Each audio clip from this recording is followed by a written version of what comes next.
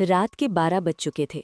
रवि अपनी नई घर की खिड़की के पास खड़ा बाहर अंधेरे को देख रहा था। ये घर उसने सस्ते दाम में खरीदा था, लेकिन गांव के लोग इस घर के पास भी नहीं आते थे। सब कहते थे ये घर ठीक नहीं है। पहली रात सब नॉर्मल था, लेकिन दूसरी रात रवि को अचानक नींद खुल गई।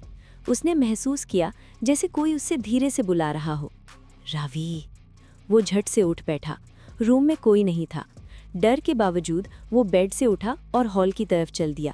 जैसे ही वो हॉल में पहुंचा, उसने देखा दरवाज़ा हल्का सा खुला हुआ है और हवा के बिना भी धीरे धीरे हिल रहा है। तभी उसने अपने पीछे किसी के चलने की आवाज़ सुनी। रवि ने धीरे से मुड़कर देखा, लेकिन वहाँ कोई नहीं था। अगली रात आवाज़ें और तेज़ हो गईं। कभी ऊपर से पैरों की आहट, कभी किचन में बर्तन गिरने की आवाज़। रवि ने सोचा शायद उसका वहम है, लेकिन फिर एक रात सब कुछ बदल गया। रात के 2 बजे रवि पानी पीने उठा।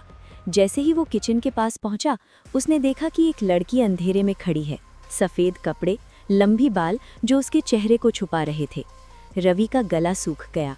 वो कुछ बोल नहीं पाया। लड़की धीरे धीरे उसकी तरफ बढ़ने लगी। रवि डर के मारे पीछे हटने लगा। उसका पैर फिसला और वो नीचे गिर गया। जब उसने दोबारा ऊपर देखा, लड़की गायब थी। अगले दिन रवि ने पूरा घर तलाश किया।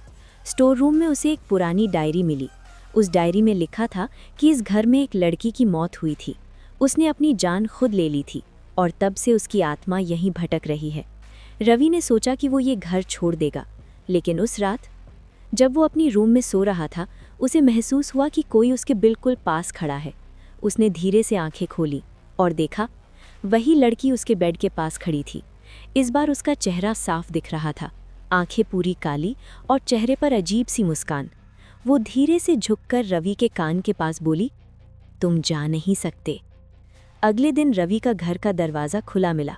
घर के अंदर सब कुछ वैसे ही था, लेकिन रवि कहीं नहीं मिला।